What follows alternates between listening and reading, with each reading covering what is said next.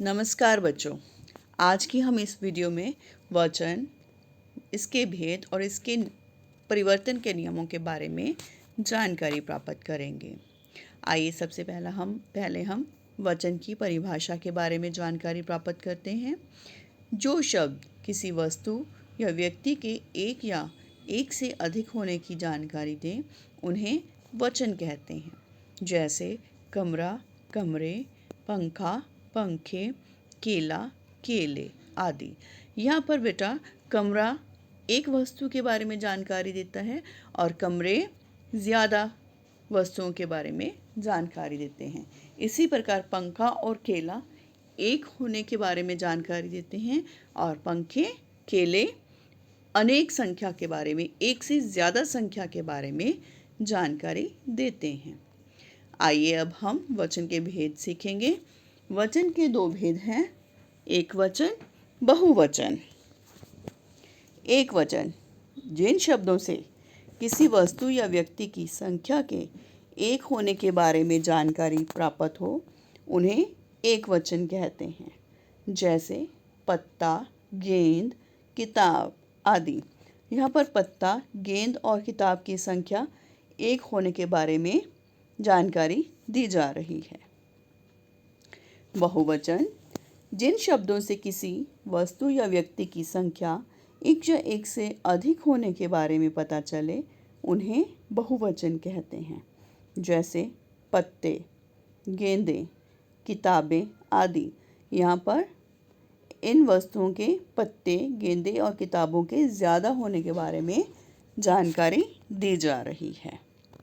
अब हम वचन परिवर्तन के नियमों के बारे में जानकारी प्राप्त करेंगे। एक वचन में जब किसी शब्द के साथ आ की मात्रा है तो बहुवचन में आ की मात्रा हटाकर ए की मात्रा का प्रयोग किया जाता है। जैसे घोड़ा, घोड़े, समोसा, समोसे, कमरा, कमरे, पंखा, पंखे, पत्ता, पत्ते। इन सभी एकवचन शब्दों में आ की मात्रा थी और हमने बहुवचन में आ की मात्रा को हटाकर ए की मात्रा का प्रयोग किया है। इसके दूसरे नियम में जब एकवचन शब्द में अंत में कोई मात्रा नहीं है तो हम बहुवचन बदलते समय ए की मात्रा के साथ अनुस्वार का प्रयोग करते हैं।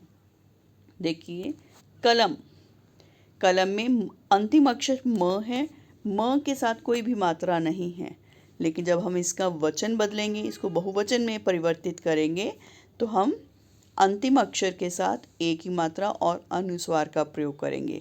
कलमे, कलम, कलमें, बात, बातें, गेंद, गेंदें, पुस्तक, पुस्तकें, आँख, आँखें। अब हम इसके तीसरे नियम के बारे में पता करते हैं। ई की मात्रा हटाकर छोटी की मात्रा लगाते हैं और साथ में या को आ की मात्रा और अनुनासिक का प्रयोग किया जाता है। जैसे नदी, नदियाँ। नदी में द को बड़ी की मात्रा का प्रयोग किया गया है क्योंकि यहाँ पर ई की ज़्यादा आवाज़ आ रही है, लेकिन बहुवचन में द को छोटी की मात्रा का प्रयोग किया गया है और उसके साथ य को आ की मात्रा और अनुनासिक का प्रयोग किया गया है। नदियाँ, नदियाँ में ई की कम साउंड आती है, कम आवाज़ आती है। नदी, नदियाँ। रानी, रानियाँ, घड़ी, घड़ियाँ। अब इसके अगले नियम में एकवचन शब्द के अंत में ई स्वर हटाकर बहुवचन बदलते समय ई स्वर, छोटी ई स्वर और य को आ की मात्रा अनुनासिक का प्रयोग किया जाता है। जैसे दवाई, दवाई में एक वचन में बड़ी ई स्वर लगाया गया है लेकिन बहुवचन में छोटी ई स्वर लगाया गया है, दवाइयाँ।